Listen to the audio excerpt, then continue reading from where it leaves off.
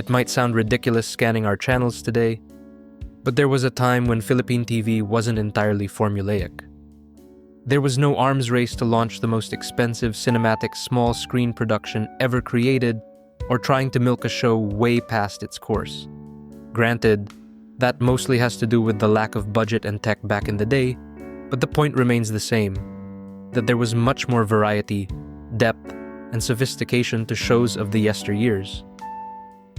To be fair, may mga palabas din naman sprinkled in through the years that tried to buck the trend, tulad ng Bagman at Tabi Po, but they were outliers and not even network TV. So, ano itong mga palabas na kakaiba or way ahead of their time na tinutukoy ko? Let's go down the list and you be the judge if there's some truth to what I'm saying, or if it's just another old millennial jerking your chain with nostalgia trip.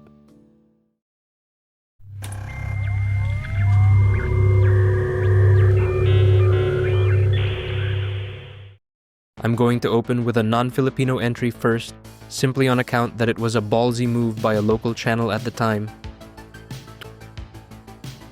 Twin Peaks.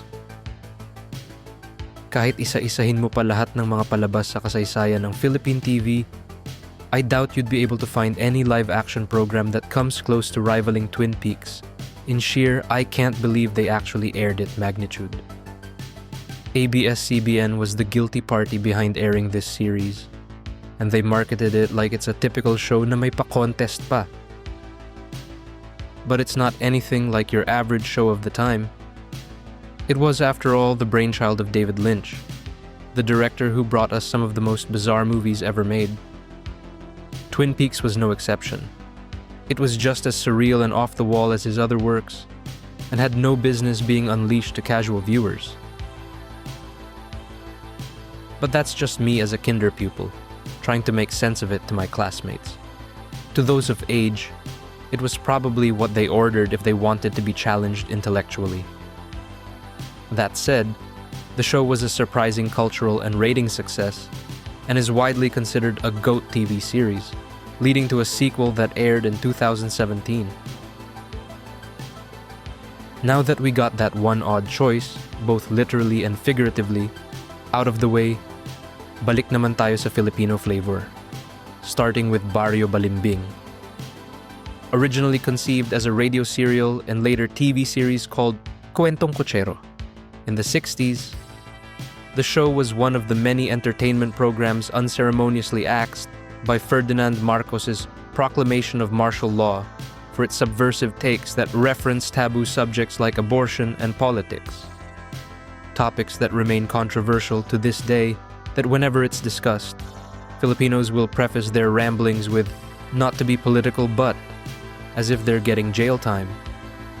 Anyway, with Marcos out of the picture, the show was revived with a different name in mid-1986, as a satirical sitcom with fresh digs on recent events like the EDSA revolution. To this day, I couldn't think of a modern show that poked fun on the everyday lives of Filipinos as much as this sitcom did. That is, until the arrival of the more popular and longer-lasting sitcom several years later. ABS-CBN's Abangan ang Susunod na Kabanata. Much like Barrio Balimbing, it was a satirical sitcom, but with blunt caricatures of existing political entities.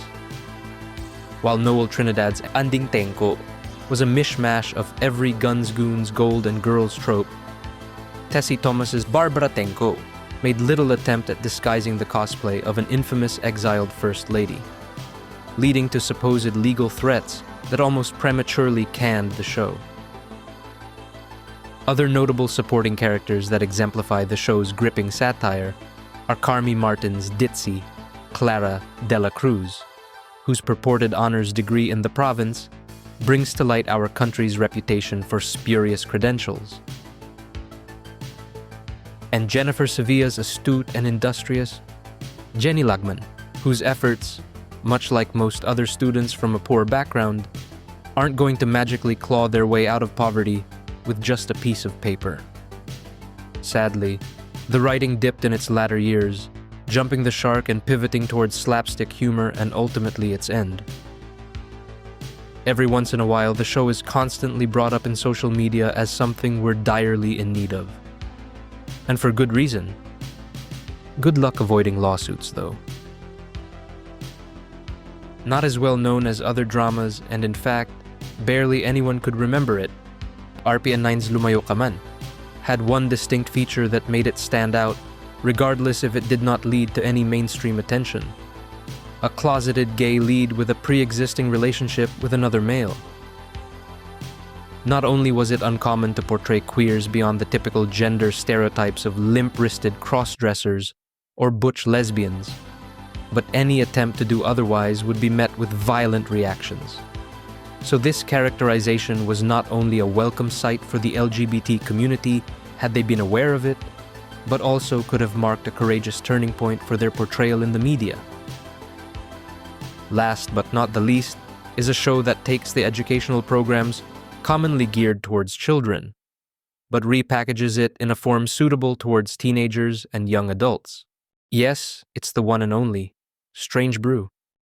Released as a launch title by Atom Henares at TV in 2001, the comedy and reality show starred Arvin Jimenez, aka Tado, and his driver, Erning, played by Angel Rivero, as they travel around the metro to various locales and interviewing its occupants. While the show is often reduced to its catchphrases, and for supposedly courting cancel culture if it were aired today, an assertion that still baffles me because there's little evidence supporting this. Strange Brew's appeal, in my opinion, was its mixture of highbrow humor underneath the Kalye veneer. Modern viewers would easily look past the occasional green jokes and admire the comedy that emerged from involving total amateurs like vendors into their skits, the repetitive giant text, and the non-sequitur questions. Thankfully, Studio 23 scooped up the show from UnTV's demise and gave it mainstream exposure, giving their tandem, as well as supporting characters, Jun Sabayton and Ramon Bautista, lucrative careers in their post-Strange Brew excursions. Marami pa ako hindi nasama dito, the lack of available footage being the primary reason.